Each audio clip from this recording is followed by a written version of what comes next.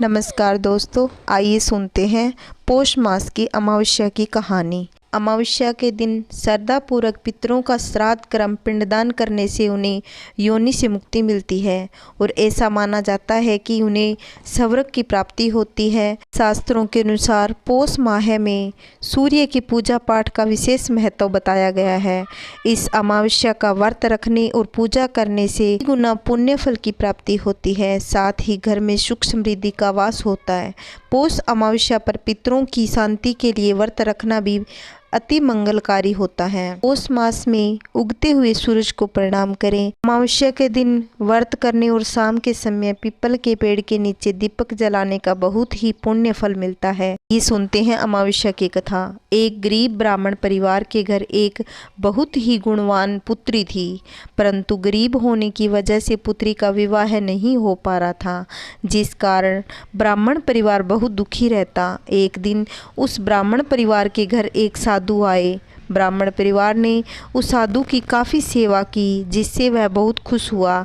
उसने ब्राह्मण परिवार की पुत्री को लंबी उम्र का आशीर्वाद दिया और कहा कि इस कन्या के जीवन में विवाह का योग नहीं है। यह बात सुनने के बाद ब्राह्मण परिवार ने उससे पूछा कि ऐसा क्या किया जाए कि विवाह का योग बन सके। इसके बाद साधु ने कहा कि कुछ ही दूरी पर एक गांव है, वहाँ एक सोना नाम की धोबिन रहती है जो कि काफ़ी संपन्न है।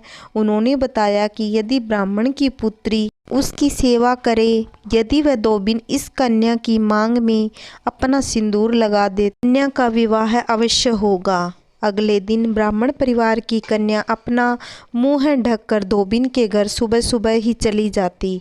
धोबिन के घर जाने के बाद कन्या घर की साफ सफाई तथा अन्य कार्य करने के बाद अपने घर वापस आ जाती। कुछ दिन लगातार ऐसा ही चलता रहा। एक दिन धोबिन अपनी बहू से पूछती है कि वह सुबह सुबह सारा घर का काम कर लेती है और मुझे पता भी नहीं चलता। बहू ने कहा, माँ जी, मुझे लगा आप सुबह सुबह घर का सारा काम कर लेते हैं।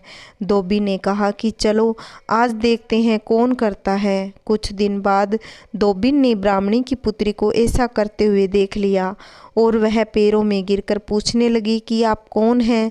तब कन्या ने साधु द्वारा बताई गई सारी बातें बताई। इसे सुनते ही सोना धोबन ने उसे अपनी मांग का सिंदूर देने के लिए तैयार हो गई। धोबिन ने जैसे ही अपनी मांग का सिंदूर कन्या की मांग में लगाया, उसके पति की मृत्यु हो गई। धोबिन को पता चल गया था कि उसके पति अब जीवित नहीं है, इसीलिए वह ब्राह्मण के घर अन्न जल ग्रहण किए बिना ही चली गई। रास्ते में पीपल का पेड़ दिखने पर उसने 108 बार परिक्रमा करने के बाद जल ग्रहण किया। ऐसा करते ही उसके पति जीवित हो गए। इसीलिए जो व्यक्ति अमावस्या के दिन स्नान दान कर पीपल की परिक्रमा करता है और भगवान विष्णु की पूजा अर्चना करता है, उसकी सभी मनोकामनाएं पूर्ण होती है।